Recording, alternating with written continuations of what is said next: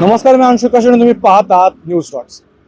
1 तारखेची बातमी तुम्हाला आठवत असेल की दिग्दर्शक व प्रोड्युसर रोहित शेट्टी याच्या घरावरती फायरिंग झाल्याची बातमी आपल्या सर्वांसमोर आलेली होती.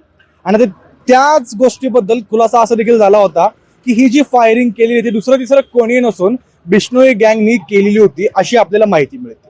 आता याचबद्दल अजून एक अपडेट आपल्याला अशी मिळते की बिश्नोई गँगचे 4 ते 5 मेंबर्स जे होते किंवा त्या गँगशी संबंधित जे 4 ते 5 आरोपी होते त्यांना वारजे पोलीस स्टेशनच्या हद्दीतून, म्हणजे वारजे माळवाडी पोलीस स्टेशन जी हद्द आहे तिथल्या पोलिसांनी म्हणजेच वारजे पोलिसांनी त्यांना अरेस्ट केले असून त्यांना मुंबई पोलिसांच्या ताब्यात देखील सोपवण्यात आलं होतं.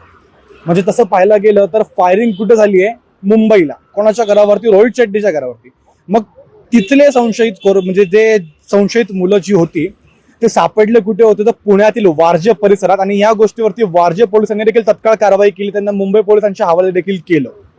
पण आता इथे असा प्रश्न पडतोय की अजूनही हा प्रश्न अनुत्तरित आहे की जी फायरिंग रोहित शेट्टी याच्या घरावर झाली होती ती नेमकी कोणी केली होती.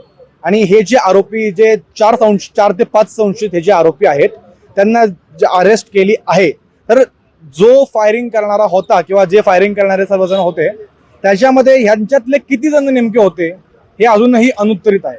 की म्हणजे फायरिंग करणारा देखील ह्या 4 ते 5 जणांमधलाच होता का, हा अजून बिग क्वेश्चन मार्क.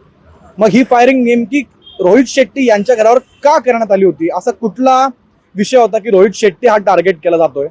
आणि दुसरी गोष्ट म्हणजे आपण जेव्हा इथल्या डीसीपींशी बोलण्याचा प्रयत्न केला तेव्हा आपल्याला असंच समजलं की त्या 4 ते 5 जणांना वारजे पोलीस स्टेशनच्या पोलिसांनी अटक केलेली मुंबई पोलिसांच्या हवाली केल्याने पुढची कारवाई आता मुंबई पोलीस करणार. म्हणजे इथून पुढची जी सर्व इन्व्हेस्टिगेशन जी आहे it is handed over to Mumbai police.